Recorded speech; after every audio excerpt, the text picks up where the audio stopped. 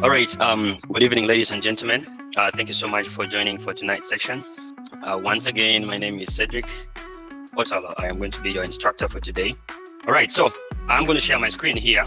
So what you see here, what you're seeing here is the chemical formula for alcohol. I don't know why I had to choose alcohol of everything, but alcohol it's interesting. So that's why it's interesting to write. You know, some of you might really understand what I'm saying very well. So now what you're going to do is we're going to introduce something very unique. So as you can see, there is C2H6O. Now, I know most of you might have been stuck at the process of writing the 2 and 6. So now when we go back to our code, we're going to start from where we stopped yesterday. So let me just say, I'm going to put, remember, please don't start a new project. Don't start a new project. Just continue from where we stopped yesterday. So I'm going to write there alcohol. And then we want to write the chemical formula for alcohol. Now, the chemical formula for alcohol is C2, like that. That's the chemical formula. Now, let me first save this. Let me save it and then go and open my project. Where is it? Desktop. Open my project, website. Then I run it and see if it's going to display like that. So here it has displayed correctly. Okay, let me just make sure I put these things on top so that you're able to see it well. Let me just delete some of these paragraphs. Perfect. Let me refresh my page. Oh, I didn't save my work. So I'm going to put my work in autosave so that I don't be saving every time. Perfect. So let me refresh now my page. Okay, there we go. So we have C2H6O. So I've just copied this from, because it was already defined, I've just copied and pasted. That's why you've seen it come like that. But now we want to use code to write this. So now let us use code.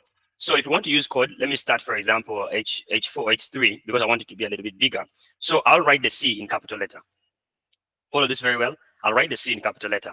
And then there are two things involved. There is a superscript and a subscript. Now, since a subscript, do you know what a superscript and subscript is? Which one goes up and which one goes down? Which one goes up? Is it the superscript or subscript? Super goes up. Super goes up. So now, since we want to write C2, which is coming down, we're going to say subscript. So we open a tag called SUB. Let me just put it small letters. We open SUB, SUB, and then we close it. After closing, we put the 2. Now, we continue after the sub. Now, if you don't close this, I'm going to show you what happens if you don't close this. Someone be ready to explain to me what happens if I don't close this. Now, I'm going to write H. I'll put capital H, and then I'll again open another tag called sub. Then I close it. Then I put the 6. Then the last one is after the sub, I'll be able to put capital O. Now, if I refresh my page, I'm going to save this work, and I go back to my website, refresh. There we go. You have written successfully by just putting C, and then you put the 2 as a subscript. Put the H normally, put the 6 as a subscript, and then you put the O. In that sense, you realize that you're already written. Now, the opposite is very true. The opposite is very correct. Now, if you want to write, for example, X square, I'll just probably come and write my X. Let me put H3 so that it's a bit bigger. I'll put my X, and then since I want the 2 to fly up or to be on top, I'll put there superscript, which is SUP. So superscript, you just say sub, then I put the 2, and then we're done. So when I save my work, go to my browser, refresh my browser, there comes the future. There we go. Are we together? Yes. So that is how you write when it comes to formulas, when it comes to equations, when it comes to writing alcohol. Now I can mix it. I can even mix different things. I can even put the O, this O, to be on superscript. I'll just add the sup here, close it, then I put my O right there. So meaning I have made the O to go up as a superscript. So you see, O is already up again. So it depends on how you play and how you arrange different stuff.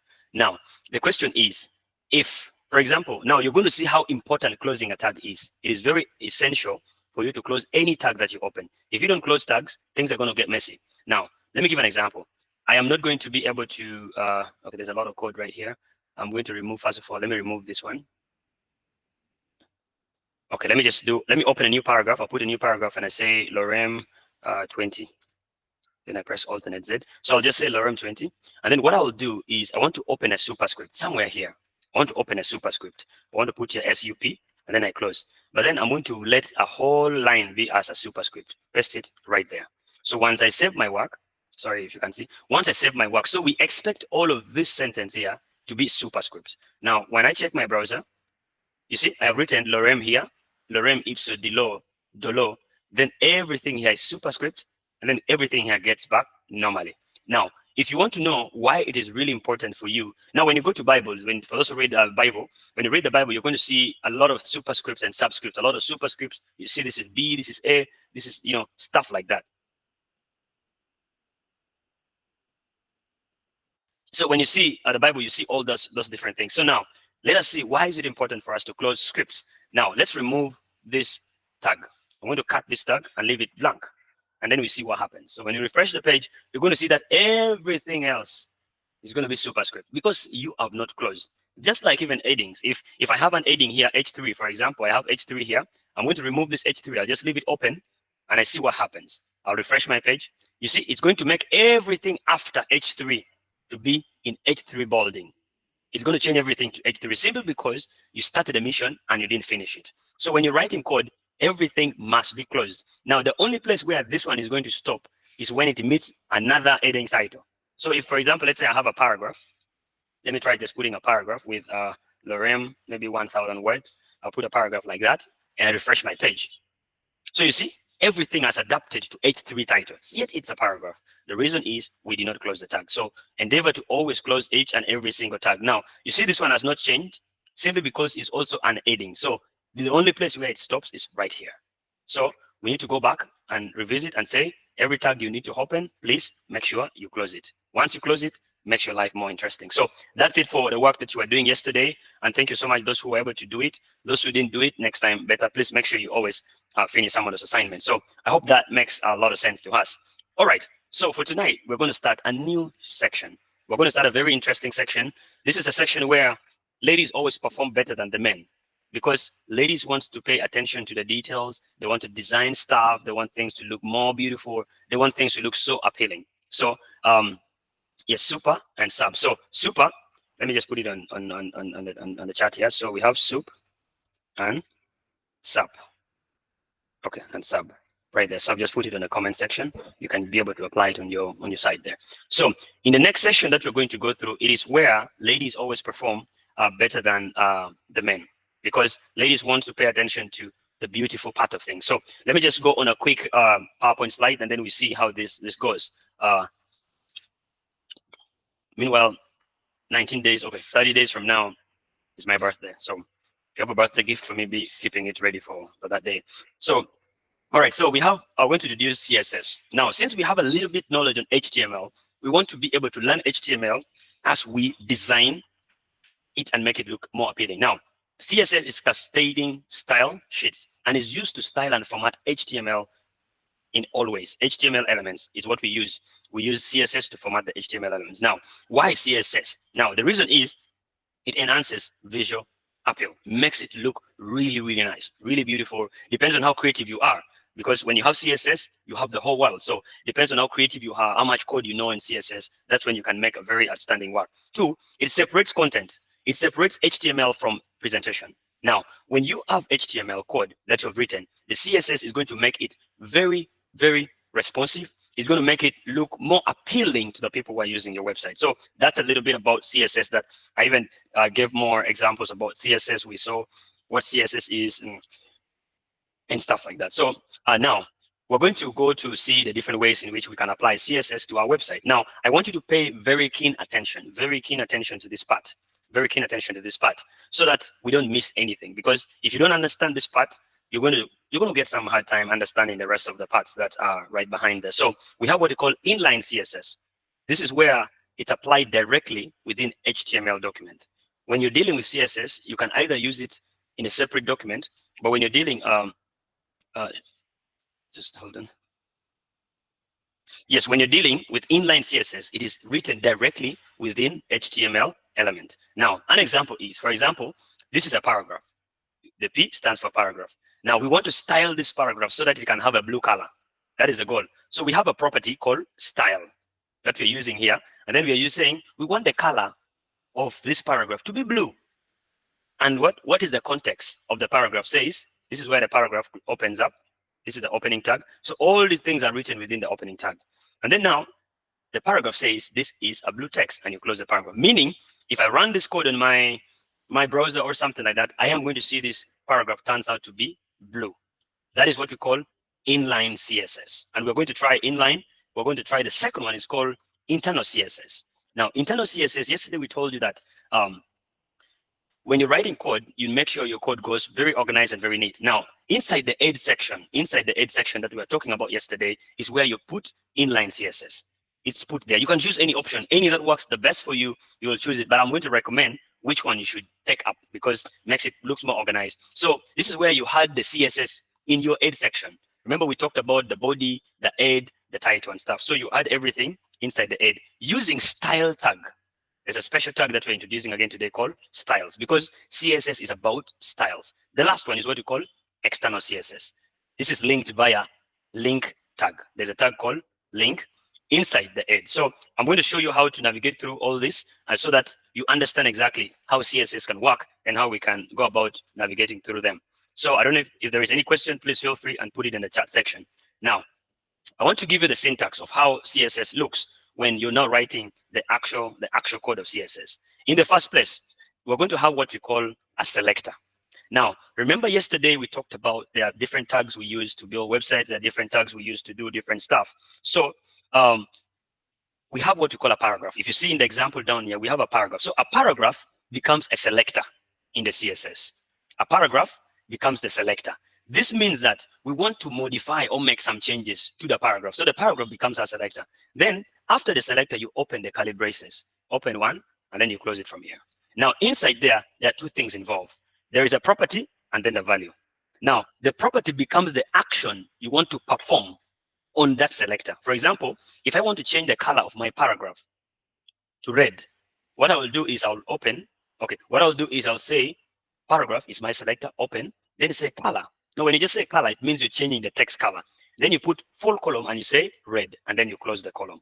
Now, your code will understand, your CSS will understand that, no, HTML will understand that this gentleman actually wants to change the color of every paragraph to be red. Now, meaning the color of this paragraph is going to turn red. Number two, now, besides that, let's say you don't want to stop at that. You want to also increase the font size of your paragraph. Font size is just how big the text is that we don't know. So you want to increase the font size. So after closing the column, you click enter, and then it says font dash size, full column, and it says 16 pixels, meaning your font size is going to increase by 16 pixels. Now, if you understand this part, this slide, this one right here, CSS is not going to give you stress for now.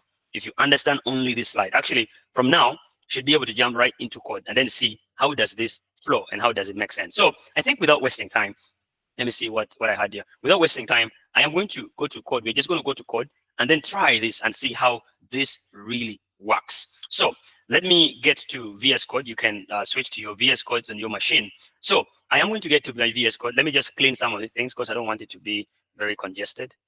Okay. Maybe some of you will want to see it. Okay. Let me just push this down so that it doesn't really distract me. Then I push it up. So we're going to start doing some stylings. Remember, I talked about 3 different formats of styling. There is inline styling, and then there is external styling, then there's what? Internal styling. Now, in this case, I want to show you how to use 3 of them to see, and you see which one really works out the best for you. So I'm going to start with what you call inline styling. Now, I have this H2. Let me first increase the font size so that we're able to see it well. I have this H2 font size. Let me just make it 30. I don't know if that will not be too big. Perfect. So I have this H2. I want the color of this H2 to be red. I want the color to be red. So what I will do after writing the H2 inside the opening tag, remember we're going to do inline CSS. I'll click after the 2 and press space bar and put there style. When you click style, you press enter. Now, once you press enter, the reason why we're using VS Code being a very special tool, it prompts you. Now we already put there a style, which is a keyword. Now it's going to tell us what is the property. What do we want to do? Now me, what I want to do is I want the color. I want to change the color. Then you just press enter. Now, once you press enter, the full column will come by itself. The semicolon will also come by itself. So inside here, just write the color you want. Maybe you want it to be blue. I'll just say blue, and we are done. So what is happening here is we have an element, we have a tag called H2 that has the word alcohol. Now we want to change the word alcohol, the text to be, instead of black, because black is default, we want the color to be blue. Now that is the blue color. Now by default, when you put blue, your computer will either prompt this different. You can even just drag it and change the different colorings. You can put it, you can change different color by even dragging. Now once you drag it, it changes to code, changes to color code. like 103.228.5.4. But let me just don't change it so that it doesn't confuse us for now. So once I save this, I'll save this work, go to my browser. Where's my browser? Right there. I go to my browser and then refresh. There we go. So our color has changed to blue. So that is the first step in styling CSS. So this is what we call internal CSS. I mean, inline CSS rather. So this is inline simply because it's in the same line with HTML. Same line with HTML. So as I'm going to also explain what we call internal CSS, that some of you might even prefer to use internal CSS. And then we shall start using external CSS when things get more deeper and deeper. So for internal CSS, as we had said earlier on, it goes on the edge section. It goes right on the edge section. So after the title, you'll just click enter. You'll just press enter. And then you open a tag called styles. So when you open a tag called style, it's going to open and then close. Just press enter once to make your code look more interesting. Now, I want us to pay very close attention to this part. Very close attention to this part that I'm going to give. Let me just copy this code and then send it to you so that you can be able to.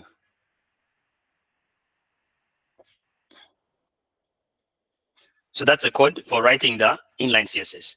Now, we're going to write internal CSS. Now, internal CSS is the CSS that is written within the edge section on your HTML document. Now, let's say we want to change, let me say I want to change the font size. I want to make the font size of alcohol to be a bit bigger. So first thing first, since we want to deal with H2, we're going to go back to our style here, and then we put here H2. When you push H2 there, you don't close, you don't do anything, you just open the bracket. You open the bracket that way. You put H2, and then you open the bracket. Now, at this point, your HTML already understands that there is, once the color has changed to yellow, meaning you are in the right track. By the way, if you write anything and it stays white, if it's not like a paragraph or it's a word, a keyword like this, if it's not white, meaning you're doing the wrong thing, either your code is not correct, unless you have changed the settings of your code editor, which shows white for other things. But by default, anything white is the text people will see. Anything you see white will be seen by people outside. Now, we already defined that H2, we want to really modify H2 by all means. Now, when you say H2, after H2 here, just click enter once. Now, what do we want to do with our title, H2? So first thing first, I want to increase the font size. I'll just say font size right there, the second one. Just go to it and click enter. Now it says, what font size do you need? I'll need 40 pixels. I'll say 40 px. I'll say 40 px.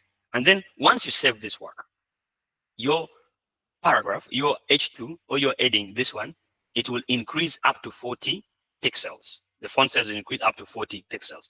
Also, you can navigate through that. So let us save our work, and then we see if our font size has really increased or not.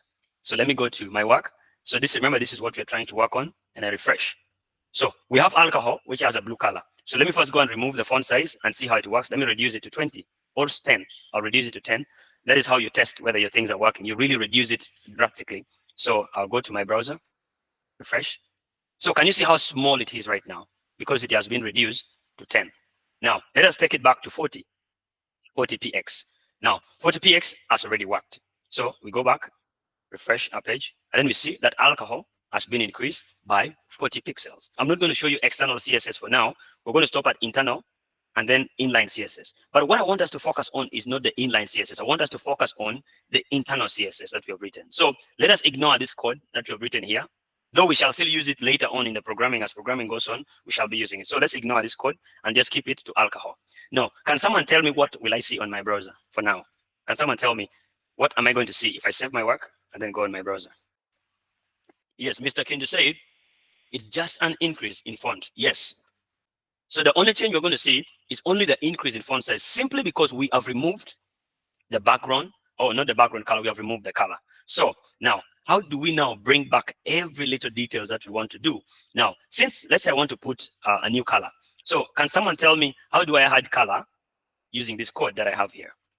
How do I add color? I don't want to add color the normal way I was doing it earlier on. I just want to make sure I had the color there. How do I do it?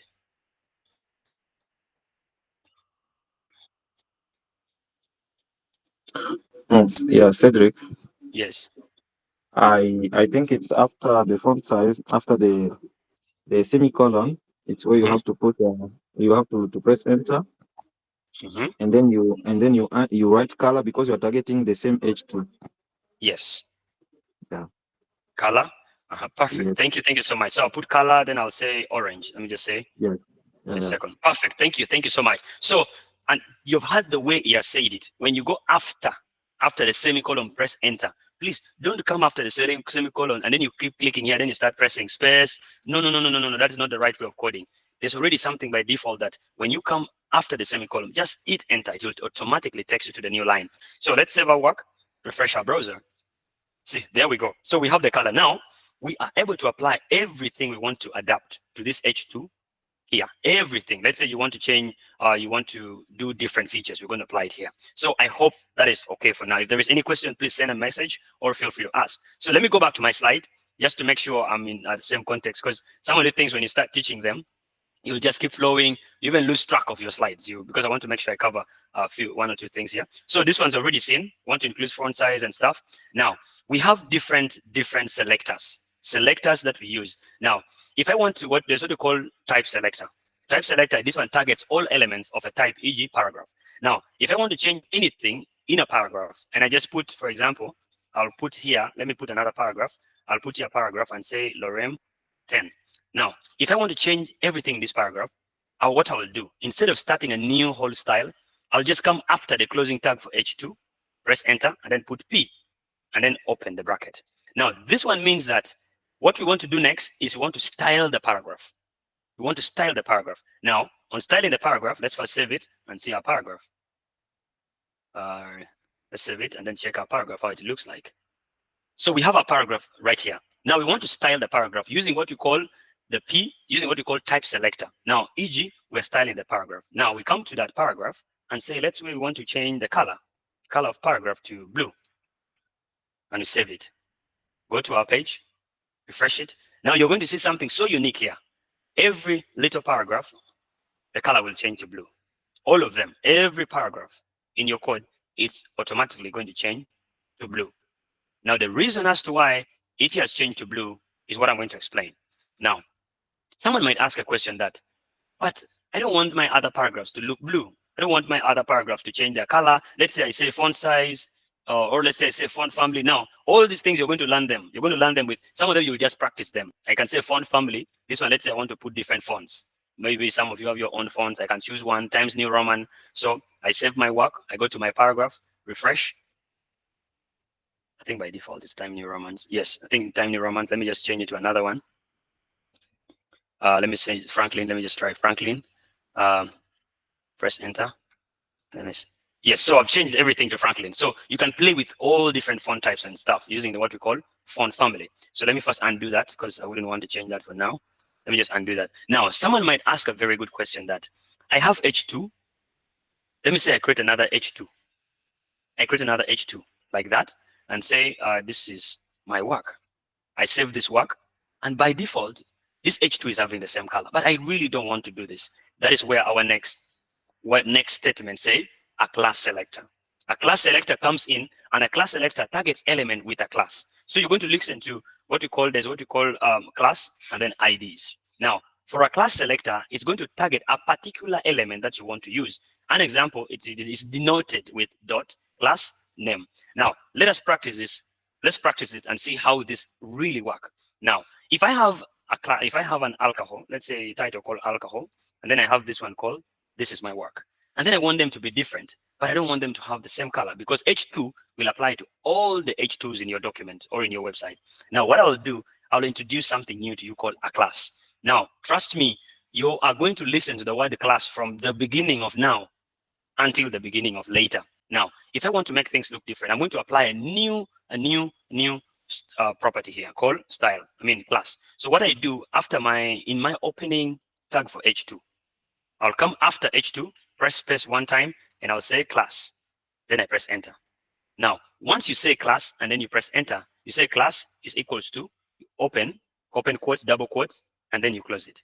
Now, we are trying to tell our code that we want this alcohol to have a specific identity so that if you want to work with it in particular, it has a unique identity. This is like your NIN number, and they cannot be the same. They can only be the same if you want the same things to work for all of them. Now, for this case, I will name my class anything. By the way, you can name anything. I can even put my name as Sedu. I can put my name, sorry, that's also my name. I can put my name Sedu, and then it won't change anything. Now, if I want to focus only on making sure that I make sure I edit only this alcohol to be different in any way, I will not use H2. I will use the class Sedu. Now, how do you use the class? Back to my PowerPoint. So when you're using the class, you use the keyword dot, then the class name.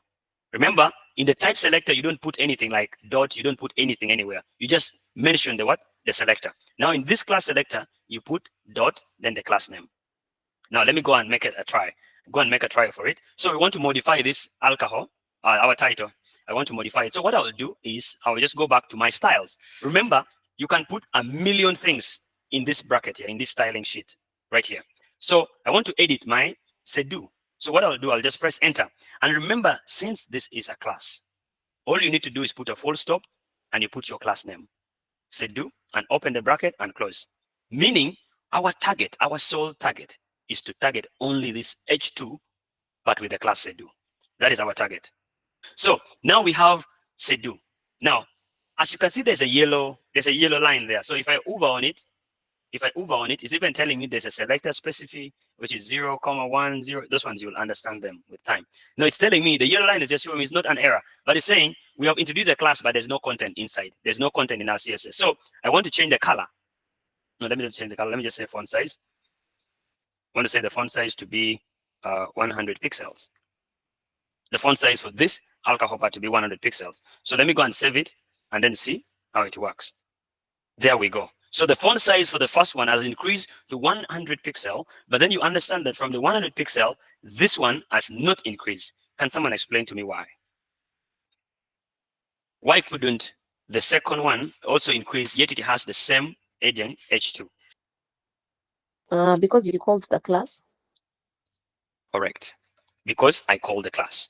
Now, once you call a class for a particular domain or for a particular subject or for a particular paragraph or element, you can start modifying that particular class. Now, that is about the class. So the last one on that is what we call the IDs. So, okay, before the last one, now what we call ID selector. So ID works the same way as the class. They basically work the same way. So this targets an element with a specific ID. Now I can put an ID, but when you're calling an ID in CSS, you use hashtag. You use hash instead of using the dot. So I can come back to my code and then I say maybe I want to introduce an ID. I just say ID. Then I say ID is going to be called title. I can just say title. Or let me say today. I'll just say today. That is my ID name. Now, if I want to modify this H2, I'll just go to my styles, come here. Then instead of using dot, use hash. Use the hash. Where's my hash on the keyboard? Yes, there we go. You use hash. Then you call the name, say today, open the bracket, and then you start saying color to be green. Green, yellow. That's okay. That's fine. So meaning we're using now, we've done what you call, we've done a type selector, which is a paragraph. This applies to all paragraphs. We have done a class selector using dot. We've done an ID selector. So if I go save my work and then I go to my browser, I'm going to be able to see that finally this has changed and it's different. So it makes it very easy for you to control what happens to a particular document, what happens to a particular work, what happens to all sorts of things. So that is how you use IDs. Then the last one, we have what we call group selectors. Remember, these selectors are very key, and group selectors, they target multiple elements. For example, I want to change something from H1 in P1, in P2, P3, P4. So let me just introduce some different new paragraphs. Let me say H3, lorem 3. Then I put maybe paragraph with lorem 20, enter. So I want to make sure that I apply the same change in this and that. So what will happen is I'll come to my styles. I'll just press enter. Then I'll say H3. I'll say H3. Then I'll put a comma. I'll put a comma and I say paragraph, meaning I want to apply the same change to all the H3s and all the paragraphs. You open and say, I want the color to be red, period. So this is what we call multiple selectors. So I will go to my browser, refresh. Now, as you can see, we're actually seeing the actual implementation of this. We see that we have H3 called lorem ipsum dolo, whatever it's called. Then there's a paragraph. But also we have some other paragraphs that we had put down here. And we also have H3 here. We have H3 here. You have paragraph somewhere. So meaning all these things, all the H3s, all the paragraph, the color will be red. This one means that anything which has a class, an ID called today, it will change to green yellow. Now, anything that has a class called sedu, it will change to font size 100 pixels. Now, let me copy this sedu. No, let me copy let me copy sedu. Let me add a color here. Let me just say anything that has the class with sedu, let's make the color to be purple right there. So I'm going to copy this sedu and take it to any sector. I'll maybe come to this paragraph right here. Come to this paragraph and I introduce a class. Say a class. Then I put the same class name called sedu. Now this means that anything that I write in my code, in my CSS to append to sedu will append to this paragraph as well. So when I go refresh my browser, are you seeing the same thing? It will happen. So it adapts now. The same color that is happening here is the same color that's happening here. And also the font size of this paragraph, which was like 12 pixels, has changed to 40. Simply because when you come to your CSS up here, the font size is 100. I mean, font size is 100 and the color is purple. So that is how you work with all the different 4 selectors. So I'm going to go scroll through this a little bit. I know this has been very kind of detailed, but it's really important for us to understand so that when we start writing code, we know what we are actually doing. So I want to explain this, but I'm not going to put it in code. We're going to do the code for this one tomorrow because we'll need a bit of time to just do its coding and understand it. So we're going to do what we call the box model. So every element in the box has different displays. It has the content, it has padding, border, and a margin. Now, let me just explain what a content is. So a content can be a text or image or whatever is inside the box. Yes, video recording I think will be provided. Yeah. Yes, Michelle will respond to that. Yeah. So a content is either text or image inside a box. Then 2, there's what you call a padding. A padding is a space between the content and the border. Let's say you have this is your work. So a padding is a space between the border, let's say your screen, and then the border of the content. I'll show that in a visual perspective so that we understand. Then the border is, of course, the surrounding. Then a padding is a space. Okay, I already explained padding already. Then we have a margin. A margin is a space outside the border. Let me explain it this way. Now, imagine we have a content here. This is our content. Let's say our image is right here. Now, what we are saying a padding is a distance between the image and then the border. That is a padding. The distance between the image and the border. This could be a text. The distance between the text and here is a padding. From here to here is padding. Here to here is padding. Now, what is a border? A border is, of course, a border is a border, just to say. Now, how about a margin?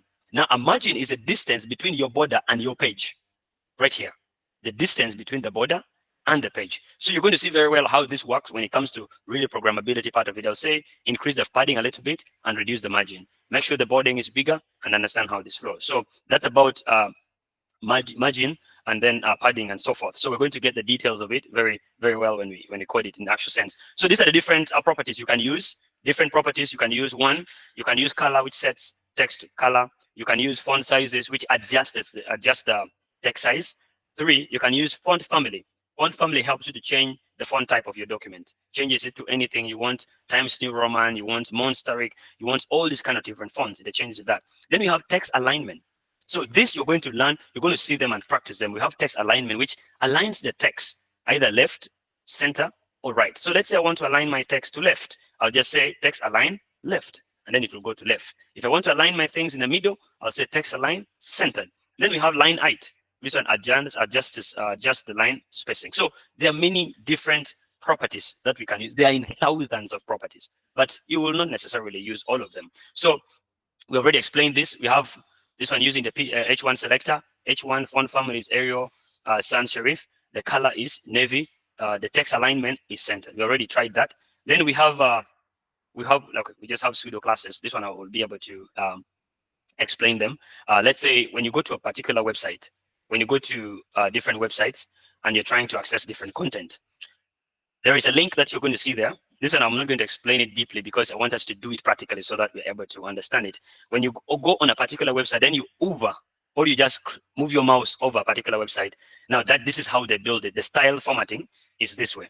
You can say if there is an anchor, and then the event that happens is when you hover, what happens is you're able to go through a document and then the color changes to orange. So this one we shall see how it applies really well. And then we're going to use different ways of styling images. Now that we understand what a class is, we shall know how do we style images. Now we have an image selector here, IMG. We want the width to be 200 pixels. We want the border radius to be 10 pixels. So all that detail is what we're going to get into and put actual coding. So tomorrow, we're not going to have anything to do with a PowerPoint or anything like that. The PowerPoint we have is what we're doing now. We're only going to start writing those codes. And then let's say we want to deal with the body. We're already under this one. I want to style the body and make sure that the background color of the whole body, the body is a piece, is a selector. I want all the body in my document to have a light blue background color. Actually, let's try this one. Let's try this one and see how it works. So let's say I come on top here and I say body. I'll say body and I'll put background color. I'll put background color to be, let's put something visible. I'll put brown. Let me just say brown. So once I save my work, I just come and then refresh. Then we have everything as standard brown. So this is, by the way, this is the way I always test whether my CSS is working or not. The first thing you do is change the background. Just go and change the background either to black or something. Just change the background. Let me put something a bit light. This time around, I'm going to mix you a little bit by using code to F2, F4, F6. So that's my background color. I've used code instead of the normal color names.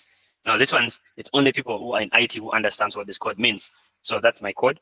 And then I'll refresh it and see what color code it is. So it's a very polite color that you use on your background. So these are the different properties you can use. You can change background color, you can put background image, you can change background size that adjusts the image size, whether it should be cover or contain. And then this is how you apply them. I can put an image in my background by saying background image, and then I put the URL, then I put where the image is coming from, and so forth and so forth. So right about now, we're just going to do a very simple exercise, very simple exercise.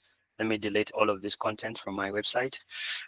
Inline styling, it is okay, it works, but it's not recommended. It's going to make your code look very disorganized. Your work is going to look very disorganized. It's going to be very hard to follow your code. But then when you use internal like this, it makes it very interesting. Now, I'll even show you now external code, how it works. Now, instead of even putting it inside here, we're going to remove everything from here and just let HTML be. And then we take our CSS to another file. Now that is external, which is the more professional way of working with code. But it's important to know how this flows because there is no difference with external. External, the good thing is CSS stays different, HTML stays different. So the assignment that I'm going to give us is very, very simple. Very, very simple. You're going to be able to design a Ugandan flag, which is black, yellow, and red. So I am just going to give you a syntax on how it's done. So this is how you're going to do it. You're going to, I want you to put different titles. I'll show it quick, then you'll practice it. For example, I'll put H1, then I'll say black. I'll put H2, then I'll say black, yellow. I'll put H2. No, let me just put H1 for all of them so that they're a bit consistent. H1, H1, then H1, black, yellow, red. So I have my three colors, black, yellow, red. So I'm just going to give you one syntax to only one, then the rest you will figure it out.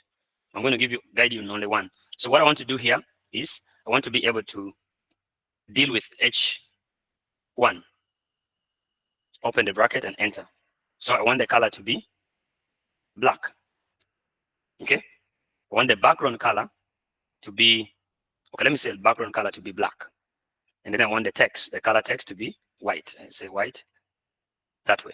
So save my work, go to my browser and refresh. Now my Ugandan flag is coming up. Black, yellow, red. So the rest of the work on how this is going to turn to yellow, how this is going to be red remains yours. Right now, I'm going to wish you all a good night and I'll be able to catch up with you tomorrow evening.